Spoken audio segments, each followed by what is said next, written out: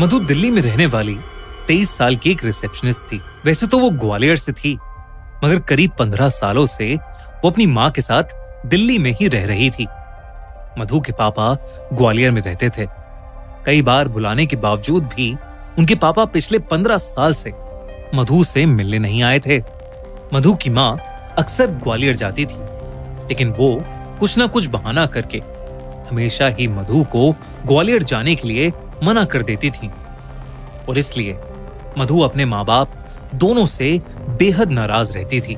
ऐसे ही एक रोज जब मधु की माँ और उसकी बहन ग्वालियर में थे, तो मधु ने अपने होटल से छुट्टी लेकर ग्वालियर जाकर सबको सरप्राइज करने का एक प्लान बनाया। लेकिन जैसे ही मधु ग्वालियर वाले घर पहुंची, उसकी माँ उसे देखकर सुन्न पड़ गई। ऐसा लग रहा था मानो कुछ घोर अनर्थ हो गया हो।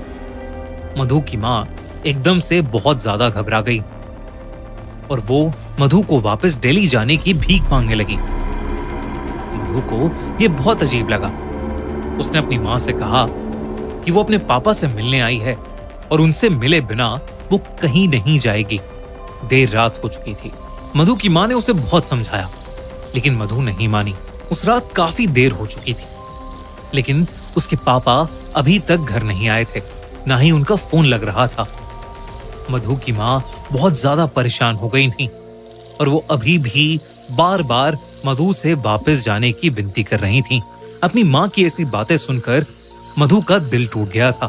उसे लगने लगा कि शायद उसके पापा उससे मिलना ही नहीं चाहते, और इसलिए उसने अपनी माँ की बात मान ली और वो घर से रेलवे स्टेशन के लिए निकलने ही वाली थी कि अचानक उसे चक्कर आने लगे और वो घर की चौखट पर बेहोश होकर नीचे गिर गई। उस रात उसे एक सपना आया कि उसके पापा ग्वालियर फोर्ट में भूल भुलैया में फंसे हैं और मधु को ढूंढ रहे हैं, और ढूंढते ढूंढते वो ग्वालियर फोर्ट की छत पर पहुंच गए हैं। तभी उन्हें वहां एक लड़की दिखी जो मधु की तरह दिख रही थी, लेकिन जैसे ही उसके पापा उस तक पहुंचे, उन्होंने देखा कि वो मधु नहीं बल्कि एक भयानक औरत है जिसका आधा सर है ही नहीं। और ये देखते ही वो ग्वालियर फोर्ट की उस छत से नीचे गिर गए। उनके नीचे गिरते ही मधु की चीख निकली, पापा! और मधु की नींद टूट गई। सुबह हो चुकी थी और उसके घर पर भीड़ इकट्ठा थी। मधु की माँ ने उसे बताया कि कल रात मधु के पापा ने ग्वालियर फोर्ट की छत से कूदकर अपनी जान दे दी। जब ये बात मधु ने सुनी तो उसका दिल पूरी तरह चकनाचूर हो गया। सब लोगों के जाने के बाद वो तुरंत अपनी माँ को साइड में ले गई और अपने सपने के बारे में बताने लगी। और तब उसकी माँ ने मधु को कुछ ऐसा बताया जिसे सुनकर मधु की रूह कांप गई। दरअसल 15 साल पहले जब मधु छोटी सी थी, तब उसके पेरेंट्स उसे ग्वालियर फोर्ट घुमाने लेकर गए थे। उस दिन फोर्ट में बहुत भीड़ थी, जिसकी वजह से छोटी सी मधु अपने पेरेंट्स से अलग हो गई थी। वो मान सिंह महल के सबसे नीचे वाले फ्लोर में फंस गई थी।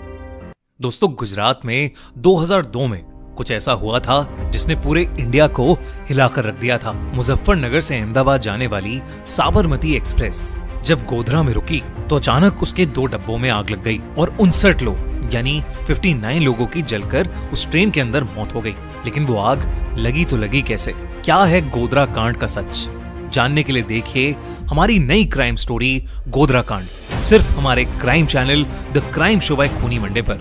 लिंक डिस्क्रिप्शन और पिन कमेंट में।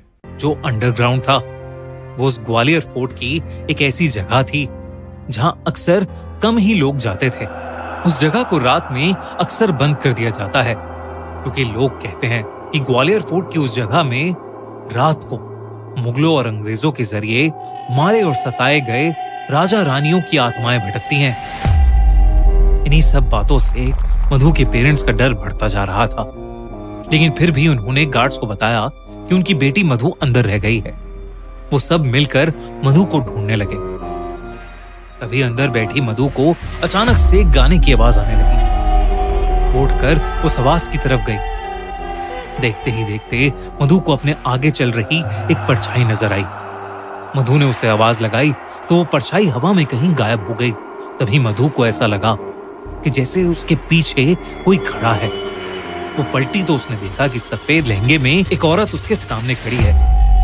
उस औरत का भयानक चेहरा देख नन्ही सी मधु की चीख निकल गई। उसका आधा चेहरा था ही नहीं और उसके हाथों और पैरों में कीड़े चल रहे थे।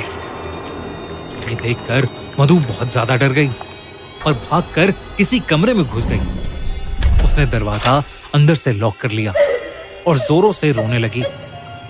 तभी उसे दीवार खुरचने की आवाज आई और उसने देखा कि वही औरत उस कमरे के एक कोने में बैठी दीवार पे कुछ मंत्र लिख रही है। उसके हाथ में सफेद रंग का पाउडर है। मधु उसे देखकर वहीं जम गई।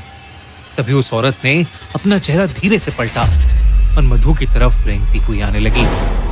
उसने मधु की आंखों में झांका और उसके माथे पर वो व्हाइट पाउडर लगा दिया।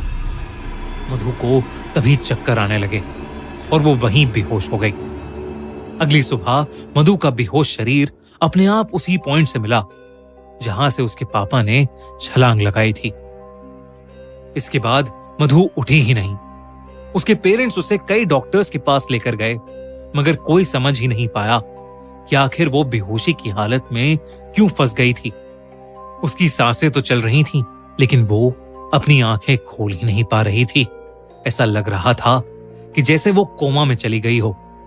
तब मधु की मां एक पंडित को बुला के लाई, जिन्होंने मधु को देखते ही बता दिया कि मधु को महल की एक मरी हुई रानी की दासी का श्राप लग गया है, जिसकी आत्मा वहां अपने मौत का बदला लेने के लिए भटक रही है। उन्होंने बताया कि मधु के अंदर एक शैतान वास करने लगा है और वो धीरे धीरे मधु की जान ले लेगा।